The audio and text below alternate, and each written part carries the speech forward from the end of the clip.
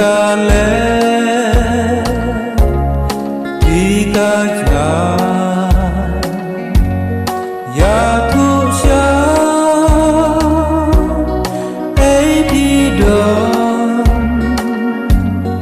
manwan pai balei timmo tuan pa kun wan pa enoki jingkufla shanoya pinganwa yangala utila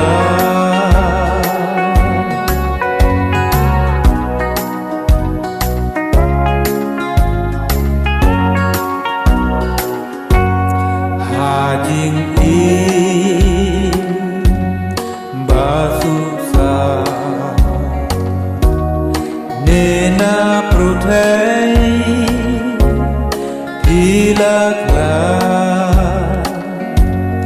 durmana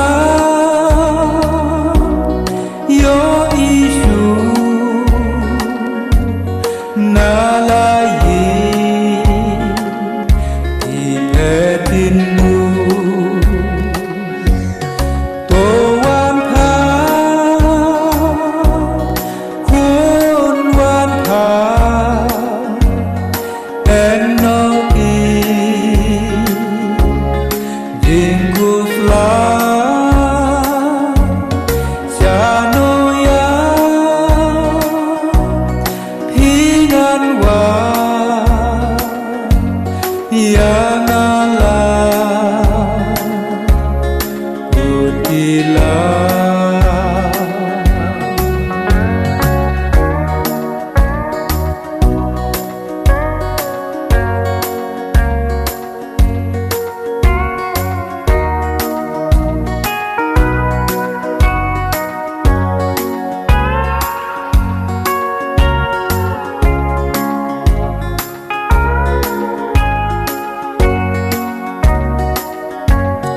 marwenga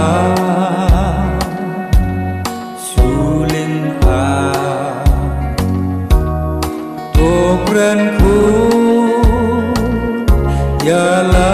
ipa bangkitku no pilong toyatku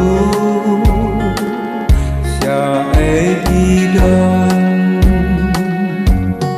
tuan pa kun wan pa enoki jingkufla shanoya pinganwa yangala utila